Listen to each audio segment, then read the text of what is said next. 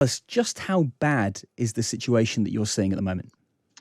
I think what we're seeing at the moment is kind of a quadruple melee of problems. So, as the baby bank sector, and we're the largest network of baby banks in the UK at Baby Basics, we're coming through or about to get into our fourth kind of crisis in 2 years. We've had COVID, we've had the evacuation of children from Afghanistan, we've had a Ukraine war and welcoming families from Ukraine into the UK, and now the cost of living.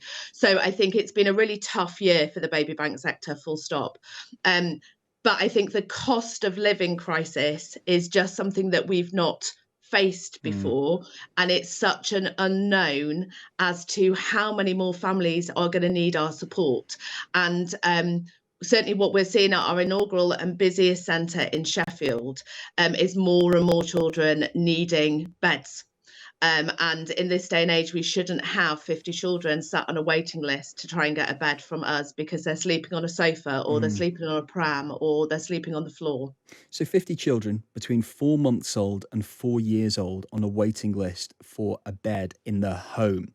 Now, since an article that involved you appeared this week, you've been Mhm. overwhelmed by offers of support and hope to clear that backlog cap by the end of the month. So, is this partly to do with actually getting the word out that there is a problem because people don't know there is?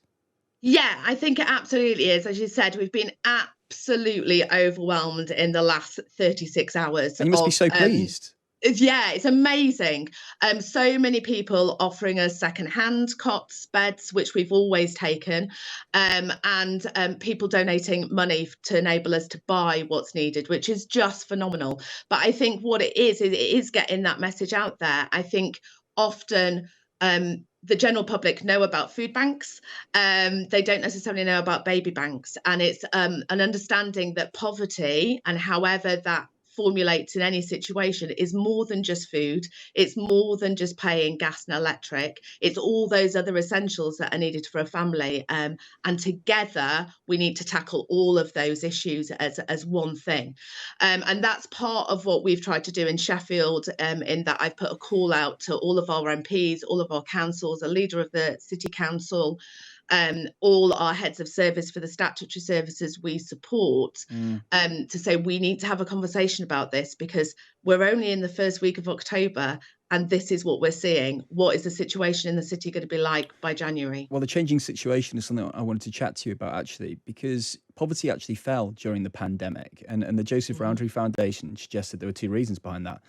Essentially, furlough. And the second one was an increase in benefits like the 20%, £20 per week universal credit uplift. So, what has happened since the end of, well, let's call it 2021 and today?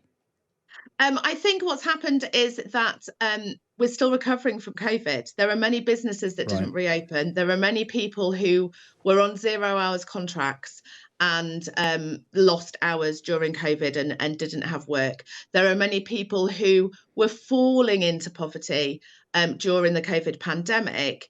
And as a lot of people will probably realise, or I hope will realise, it can be quite easy to dip into needing that support, but working your way back out of it is incredibly hard. So I think that's what we're facing. On top of the fact, as you've just been discussing, mortgage rates. How many people are not going to be able to afford to pay their mortgage and then lose their homes? How many more people are going to be accessing food banks? Trussell Trust and others are already reporting higher numbers of people needing to access emergency food packages. And that's what we're seeing in the baby bank sector as well. More and more families are needing support.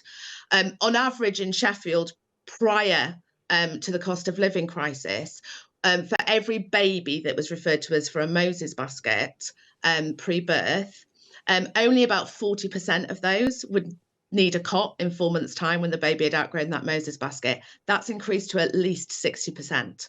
So we're just needing to provide more. And that, alongside the fact that understandably donations to organisations like ours are dropping. So people who would have previously been able to donate their cot to us are actually needing to sell it Yeah. to be able to pay their own gas and electric. People who would have previously thrown an extra pack of nappies in their supermarket shop and dropped it off to us, can't afford to do that anymore. So we're having to find the means to buy those things I see. to be able to keep the service running. Kat, very briefly, we've got about 30 seconds. What impact does not having a bed to sleep on or in for a baby have on their development?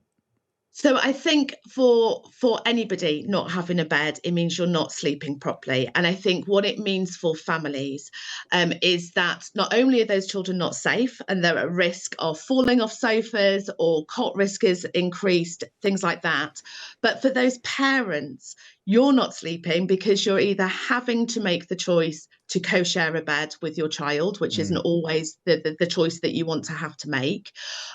Or you're worried about how your child is going to sleep. Are they cold? Are they safe? So you're not sleeping. So how can you go to work? How can a 4-year-old sleeping on a sofa and starting school be able to make it through the day?